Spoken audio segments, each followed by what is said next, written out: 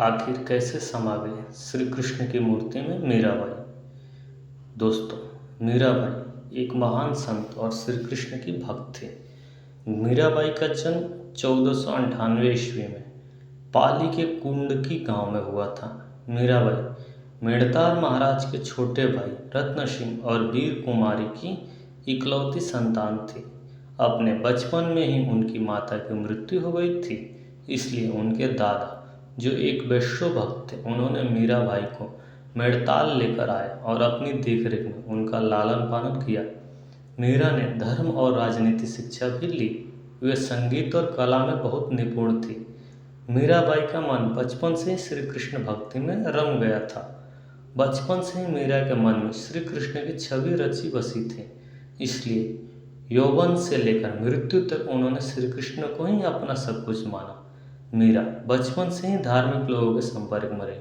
उनके शाही परिवार की प्रथा के अनुसार उन्होंने तीर कमान चलाना, शस्त्र अस्त्र चलाना आदि की भी शिक्षा ली, पर मीरा के लिए यह सब व्यर्थ था। मीरा ने संगीत और आध्यात्मिक शिक्षा भी ली। उन्होंने अपनी आध्यात्मिक ज्ञान संत रविदास से ली। वे उन्हें अपना गुरु मानते थे। मीराबाई मृदुभाषी प्रतिभा और सुरीली आवाज़ वाली गायिका थी। वे अपने समय की सबसे असाधारण सुंदरियों में से एक थी, जिनकी प्रसिद्धि कई राज्यों और प्रांतों में फैली हुई थी। राजकुमारी होकर भी मीराबाई ने अपने राजसी सुख सुविधाओं को छोड़कर श्री कृष्ण की जोगनिया बनना स्वीकार किया। मीरा का कृष्ण प्रेम बचपन से एक घटना की वजह से अपने चरम पर पहुंच चुका था। बाल अवस्था में एक दिन उनके पड़ोस में बारात आई थी। सभी स्त्रियां छत पर खड़ी होकर बारात देख रहे थे। मीराबाई भी बारात देखने के लिए छत पर पधारी थी। मीराबाई की बारात देखने के लिए छत पर आई गई। बारात को देखकर मीरा ने अपनी माता से पूछा कि मेरा दूल्हा कौन है। इस पर मीराबाई की माता ने हंसते हुए भगवान श्री कृष्ण की मूर्ति की तरफ इशारा करते हुए कह दिया कि यह तुम्हारे दूल्हा है। यह बात मीरा के बाल मन में ही एक गांठ की तरह बन गई। वह कृष्ण को ही अपना पति समझने लगी और आजीवन उन्हें ही अपना पति माना। मीरा का कम उम्र में चित्तौड़ के राजकुमार भोजराज से उनकी इच्छा के विरुद्ध शादी कर दी गई, किंतु मीरा को महल की बाल विलासियता पसंद नहीं थी। उनके लिए तो बस श्री कृष्ण की भक्ति ही काफी थी। किंतु विवाह के कुछ साल बाद ही मीरा के पति की मृत्यु हो गई।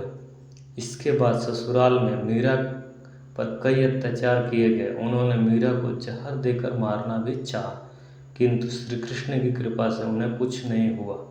मीरा की भक्ति दिनों दिन बढ़ती गई और महल छोड़कर मीरा वृंदावन, मथुरा और फिर द्वारिका चली गई।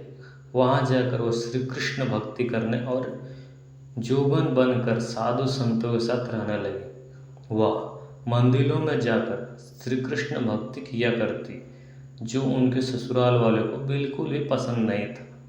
मीराबाई ने भगवान श्री कृष्ण के अनेक पदों की रचना की है, जिसमें प्रमुख है नरसिंह जी का मायारा, राग सिरठा, गीत गोविंद टीका, राम गोविंद आदि है। इसके अलावा उन्होंने भक्ति गीतों की भी रचना की।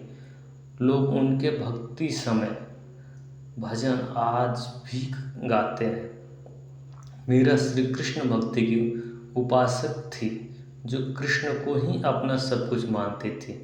उनका रचना श्री कृष्ण के साथ मिलन की लालसा और खोज को व्यक्त करता है। मीरा की रचनाओं में से प्रेम संबंधित पद, रहस्यमयवादी भावना, जीवन संबंधित पद और संयोग तथा वियोग का बड़ा ही मार्मिक वर्णन देखने को मिलता है।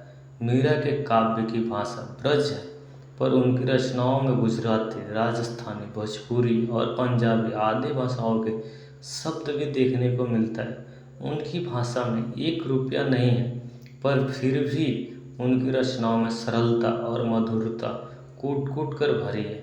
मीराबाई की मृत्यु कैसे हुई, यह निश्चित रूप से कोई नहीं जानता, किंतु यह भी संभव है कि उनकी मौत प्राकृतिक कारणों से हुई हो, लेकिन यह भी संभव है उनकी हत्या हो गई।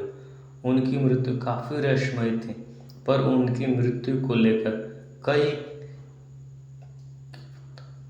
किंवदंतियों और कहानियों प्रचलित है। मीरा का कृष्ण के प्रति अपार प्रेम था। ऐसा माना जाता है कि वह द्वारिका में श्री कृष्ण के मंदिर में गायब हो गए और यह भी कहा जाता है कि मंदिर के गर्भगृह के दरवाजे अपने आप बंद हो गए।